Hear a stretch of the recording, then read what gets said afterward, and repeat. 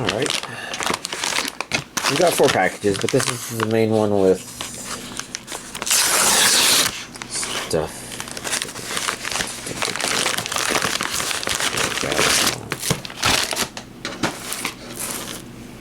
But then I've got also these 3 packages. I think there might be hentai in all 3 of these. 2 of them, yes. Yeah, I'm pretty sure. Yeah. They're all hentai. This one is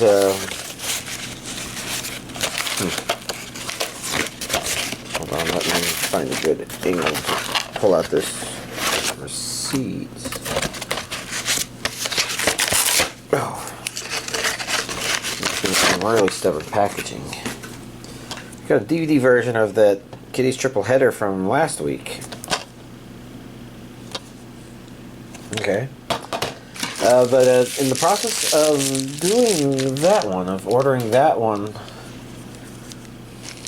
or rather, or checking up on it, I guess, I think I discovered there were 2 that I had not picked up that came out near the end of the year last year. And I'm trying to remember what they were. Let's see. Got Home Sweet Orgy. Okay. With a pretty spicy backside, I guess. And,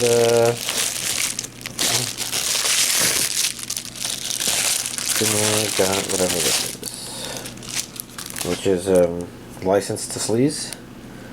I think, both of these have, been released on DVD before. Maybe Blu-ray for the first time. So let's get to the main star of this. First, we got Himouto Umaru-Chan R limited edition, but that's a lot of space. Like, it's pretty common for like extras to come in things, but usually they're not so much. Oh, look at that. Down here we've got important region A, English dub, 300 minutes. Well, I wonder. This is the main Blu-ray here, which also contains the same information, and 2 discs.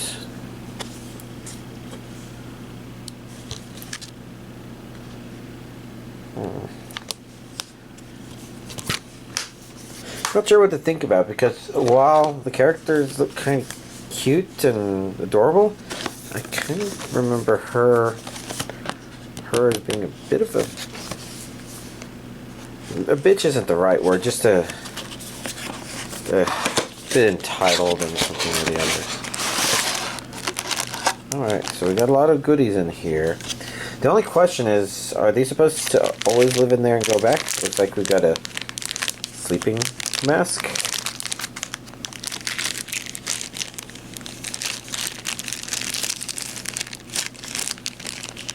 Okay. Cheap clip, so it's like a clip. I see. Interesting, I've never received an anime clip before. Like, I think the problem wasn't just that she was lazy, but that she was also demanding and entitled or something weird like that. It's hard to remember. But, yeah, well, interesting stuff. Like, I think these are all stickers. I don't know if I'm supposed to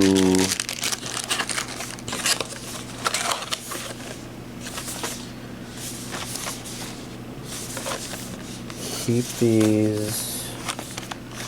Let's see. I think that was up in there like that, or if this is supposed to be room for other Blu-rays or something for the series. I don't remember there being that much. It didn't look like there would be that much, so I'm not sure. Next up, we have the 4K Blu-ray of Paprika. Steelbook, of course. And I'm pretty sure I've told this story before, but for anybody that hasn't heard it before, Paprika was a movie that didn't initially leave a good impression. Like, if it wasn't bad, it was just like, I don't know what to make of this. It's just on further rewatches, I kind of appreciate it. As a movie, I think the problem is its story structure really is a little bit anti-something or the other. This is actually a pretty nice case.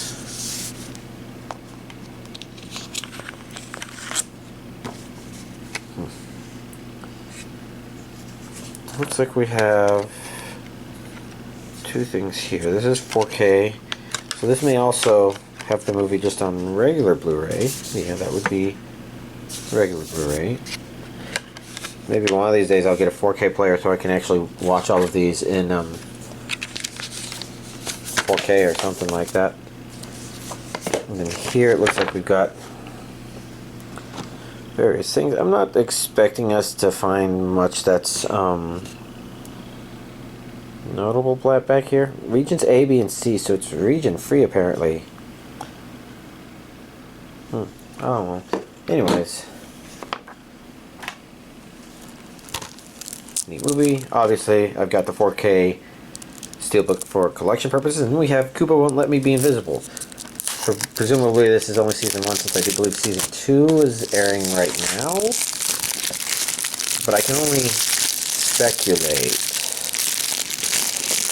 Unless I spec you early.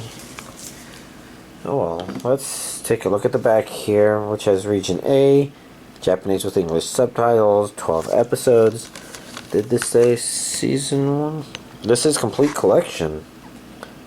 I thought there was a second season airing right now. I'll probably list it as complete collection just because that's what it calls itself.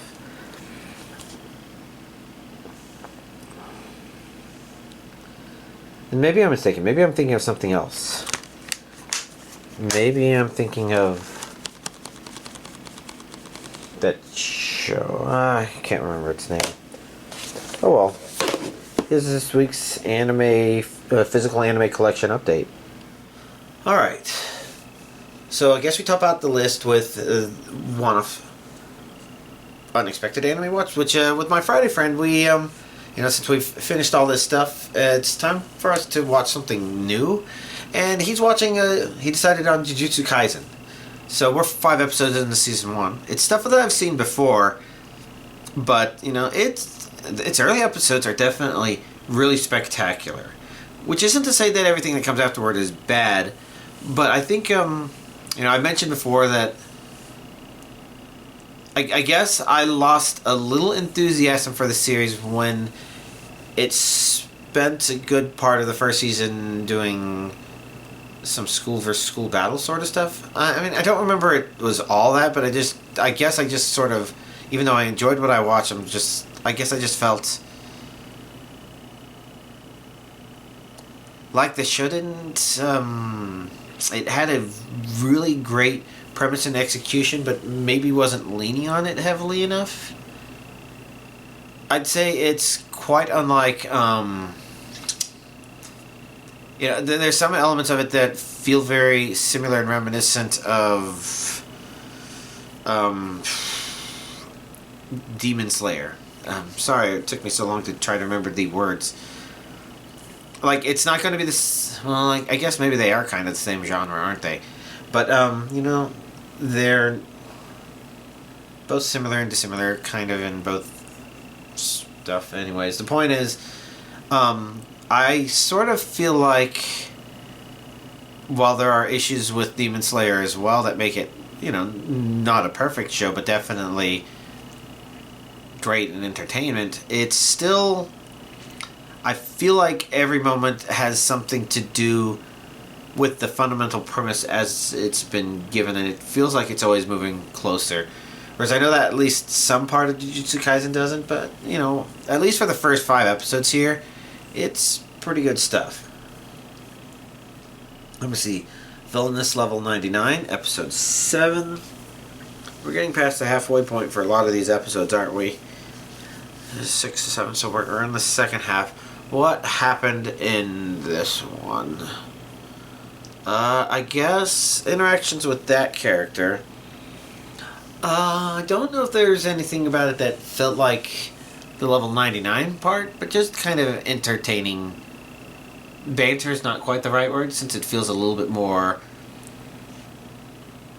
than that, but I'm blanking right now if there was anything else to think about. Which, that's a problem with it being the oldest thing on this list that I watched. Like, I watched it Tuesday last week. It's already from a long time ago. Gushing Over Magical Girls, episode 8. I think this show is starting to show some good... I'm not sure if payoff to the build-up it's done so far, if that would be the exact right thing to say. But, like I said, the thing that's made this show kind of magical and made me want to watch it is definitely our main character, Magical Brazier, I think is her name. At least her magical girl name. She's probably the only name I remember from the show. Main character symptom. Am I right? Like, just kind of seeing where her emotions lead and watching whatever she's building up to in a kind of scary way, kind of. Not exactly like Terror, but sort of like, oh geez. And seeing kind of the edges and the developments of that. And the previous episode gave some good of that. And this one gave a little bit of that, but it also had important focus on other characters and stuff that's developing that I think is definitely interesting, and making sure this show isn't staying one-trick pony, I suppose. So, yeah, I thought it was a nice episode. Definitely interesting to see more. There's a big risk that it kind of drifts away from some of the stuff that I like, but, it's still good enough. Classroom of the Elite, Season 3, Episode 8. I guess we saw... maybe not exactly the resolutions to stuff, but we definitely saw it do something that feels very Classroom of the Elite in the way its execution of stuff happened. But I'm not sure what else I can really say about it. Just interesting enough.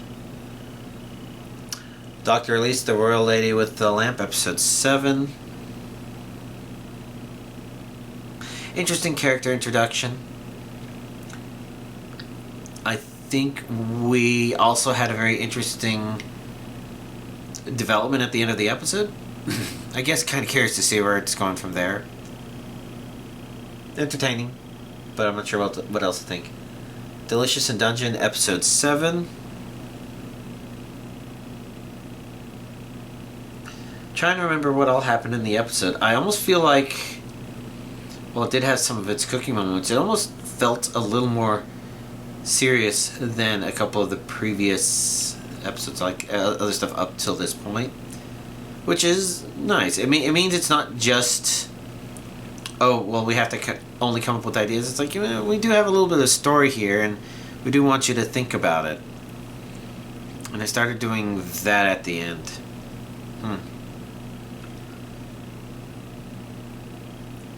Instant death ability overpowered, episode 8. Episode 7, of course, ended with a real, oh wow, that's really interesting. So what happened here in episode 8?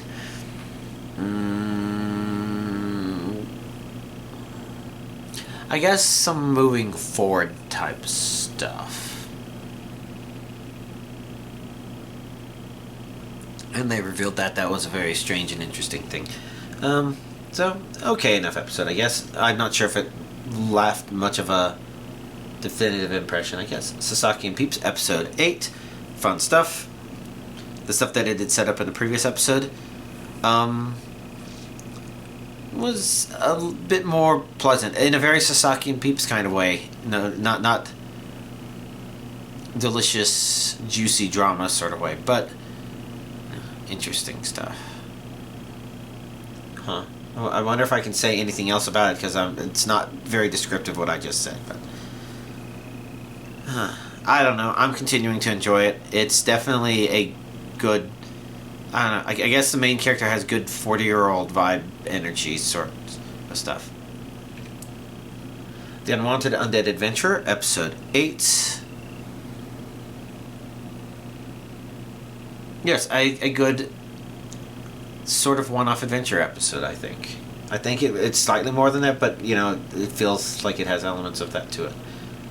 It's interesting because it's titled one thing, and I feel like that while that thing's there, it doesn't have much to do with what happens in the episode. But good enough. Free Rent Beyond Journey's End, Episode 24. Like I said, the end of the previous episode definitely left you salivating. And I don't think you quite got that satisfied here, but that's a very free run standard where it usually takes it an episode longer to sate those tastes than you would think, but it's still very entertaining stuff that happened, and it's definitely setting it up even better, hopefully. So I'm definitely looking forward to what we're about to see. The Wrong Way to Use Healing Magic, Episode 8. I felt pretty about this. It's not bad. It's actually, maybe it is a little because it's kind of the beginning of a prequel episode of sorts, which, you know, it's definitely not the worst thing that came out this past week. And its execution is fine, but it's just like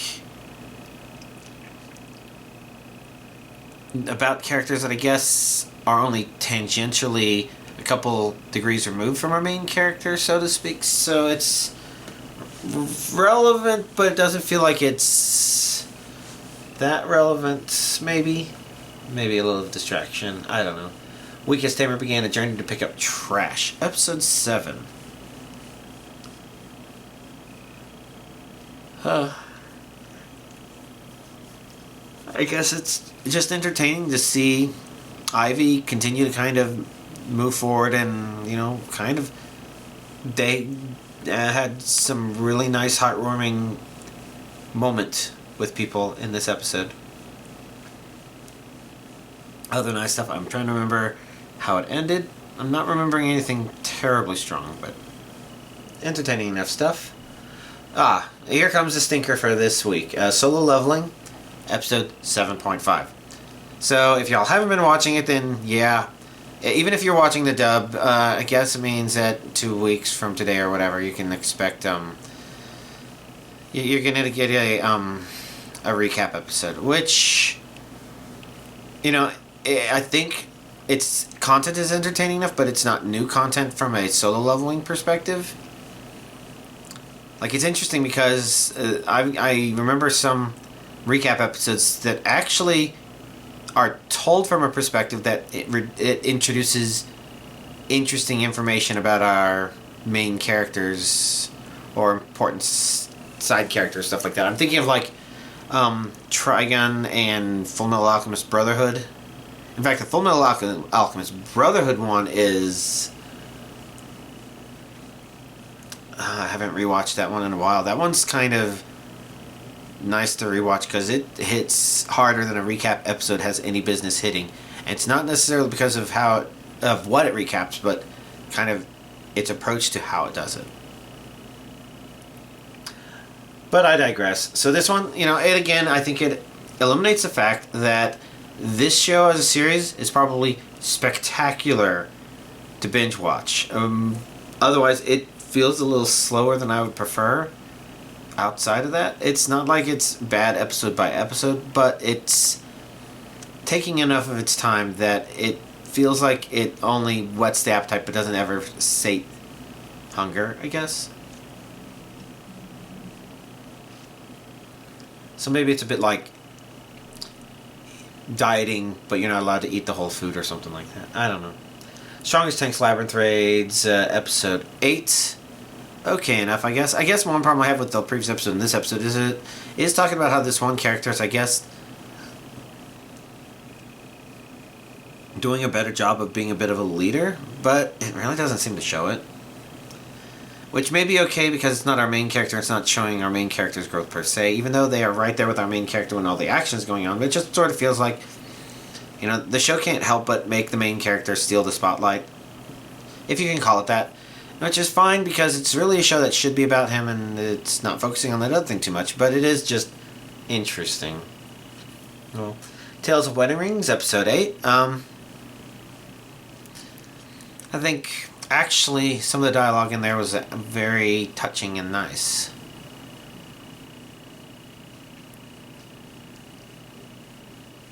I'm just trying to think what else to say about the show and where it is, because it's been developing pretty well and pretty nice. I think it's doing an interesting thing of showing that while maybe our main character isn't the most optimally trained warrior out there, he is showing good judgment as a man of character, so to speak.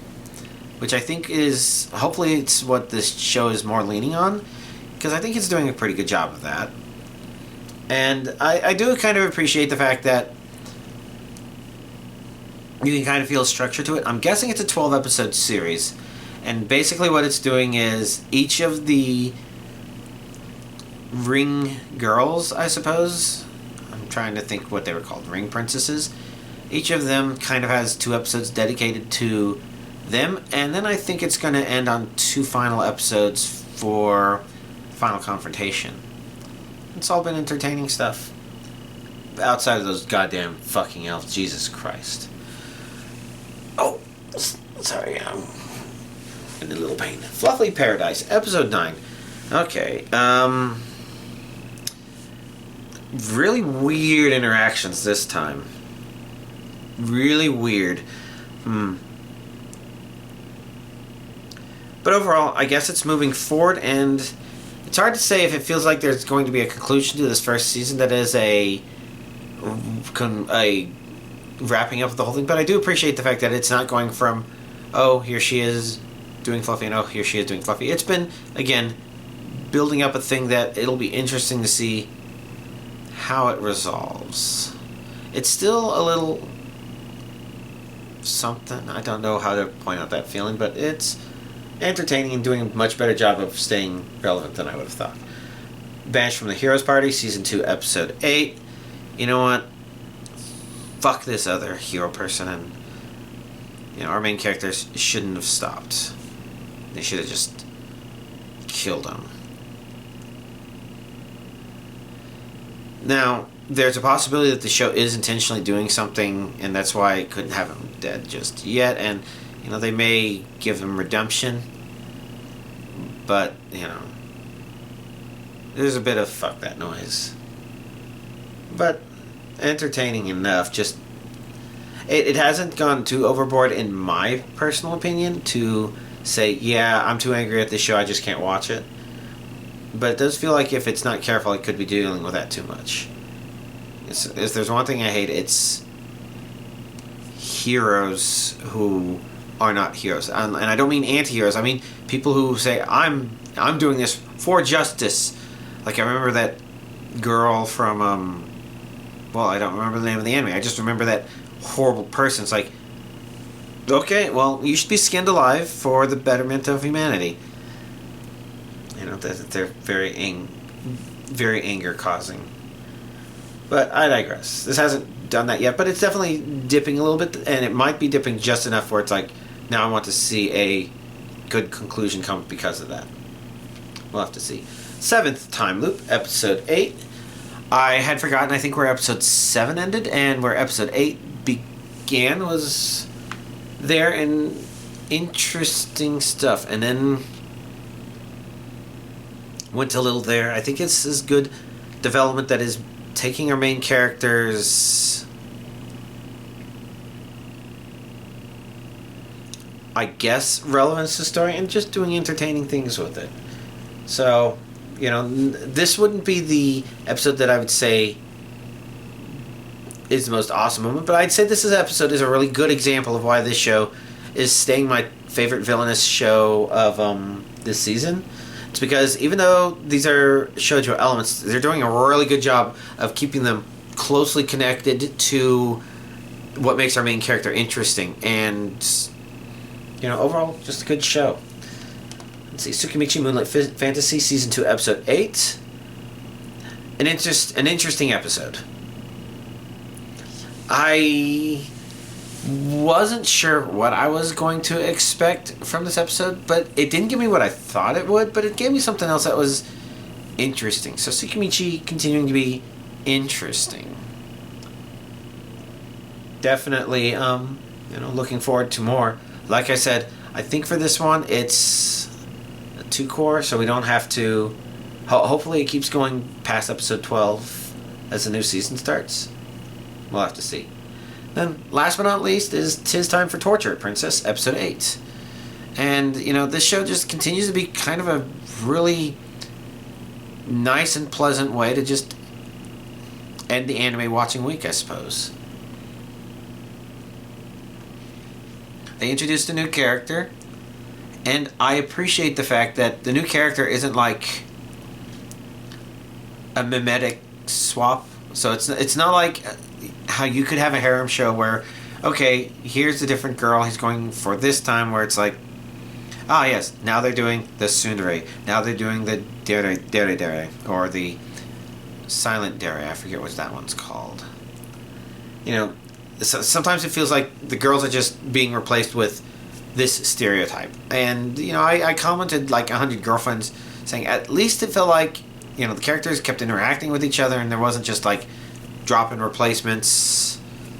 It was doing good stuff. And similarly, 'Tis Time for Torture Princess, even though they introduced a new character, that's not like, here's a character to just do a form of torture that could maybe have just been done by somebody else, but this one kind of has a different plan to it.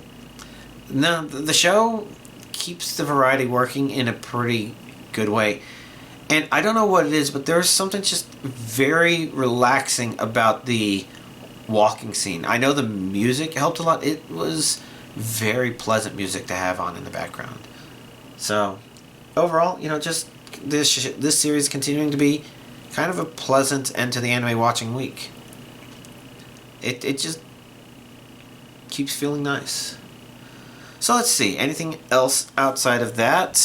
Video game wise, I guess I wasn't sure if I was going to participate in the Scarlet Violet Pokemon Day stuff, but then I was like, I guess it's going on longer and I do have time to get a Voltorb, a Hisuian Voltorb. But, it turned out, okay, yeah, their chances of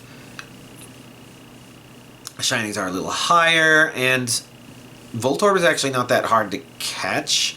You just need to make sure he's a low enough level that he can't learn self-destruct. You can have Pokemon that help with that, but, like, when they're level 10 or 11 or something like that, then no, they're just a normal catch. And so I ended up getting shinies of, all 3 of the Pokemon that they made available. And that would be Voltorb, Fungus, and Hisuian Voltorb. And there was also a second shiny Voltorb that just happened to show up while I was passing another outbreak. So I'm like, yeah, sure, I'll catch it. That one was a little more risky because that one was a high enough level to know self-destruct. Quick Ball made quick work of it, which is actually fine because the Quick Ball is blue and yellow, but it's also blue, and that works out for for Voltorb. Not for Hisuian Voltorb, who's actually gray, but, that. I caught that stuff, and that was nice and fine. Let's see, I don't know if I've got anything notable to mention in Dead by Daylight. It's just when I do play, it's nice and pleasant. For Lethal Company, I decided to practice some stuff just so that I could, do certain things better in our group, and I'd say I'm doing those things better. So one of those is, we've always been tempted by bees, and we've sometimes recovered them. Usually somebody dies, but we let it be somebody who's disposable. Usually in the process of doing that, we've ended up usually either not getting the beehive to the ship in time because monsters started spawning, or somebody died and there just wasn't it was just a little too risky for one person to try to bring the rest in. But no, every planet we went to where there was a beehive, I hauled one back, except for offense. No, except for assurance, in which case there was a beehive that was slightly further away, but we had to eyeless dogs, and it's like, okay, we can't press it, if I remember correctly. But yeah, everyone else, you know, I managed to get a beehive, and we successfully and safely got it, you know, into our collection of beehives. So yeah, we got money that way. Doing good. And the other thing I did was I actually practiced the trick jump for offense. So normally in order to get to the fire escape, you need a ladder, an extendable ladder. But you can get away without it if you do the trick jump at the beginning. And I practiced that, and our one time we went to Assurance, I did the trick jump. And succeeded, I mean. Now, it was quite funny because the random gods of Lethal Company decided to, you know, make it pointless. But they were nice about it. So normally, if, you know, you make it to the fire escape and the RNG gods of Lethal Company are amusing themselves, what they'll do is they'll just make it where something spawned there that makes it immediately dangerous, or only lock the doors, you can't go anywhere, and you didn't bring a key. Oops. That's really hard to handle when you know, you do the trick jump, because you can't go down and back unless you got the ladder. So no, instead it was really quite funny, because as I did more exploration, just very quick short exploration, I very quickly found out that it was a very straight tunnel from the fire escape to the main exit. So it was really easy for them to get to the fire escape and not much to happen. Kind of amusing. So outside of that, you know, it was fun. I don't know how many of y'all would want to try the Tesla Tries mods, but it's definitely one that's amusingly personalized to our experience. There's posters and paintings in there with stuff inspired by our characters.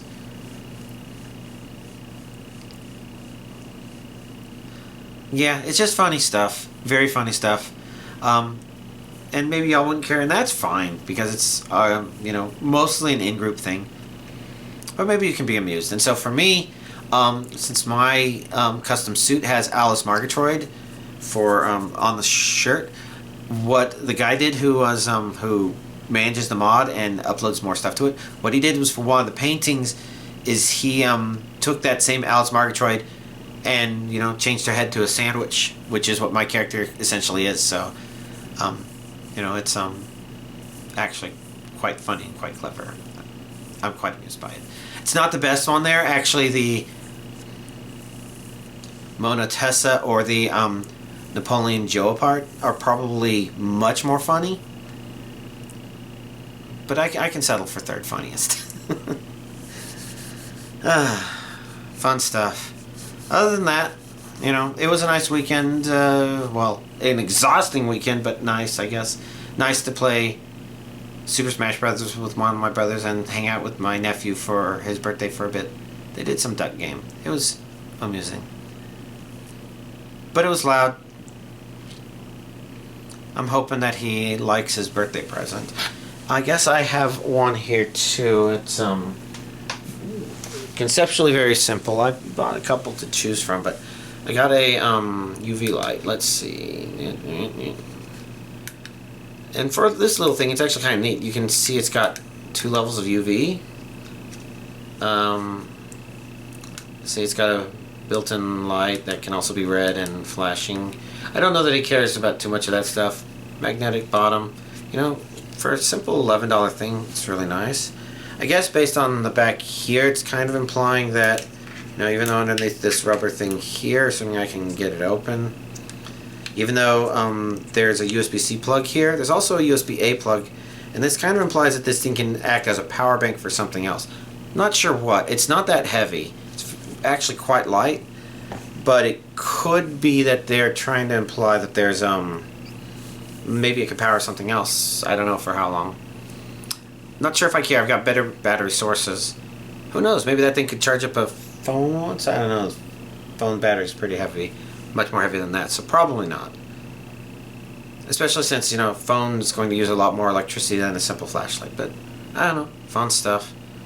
Can't think of really anything else to talk about. I've been babbling on for however long I babble on for this stuff, so guess we'll end it there. Y'all, have a nice week.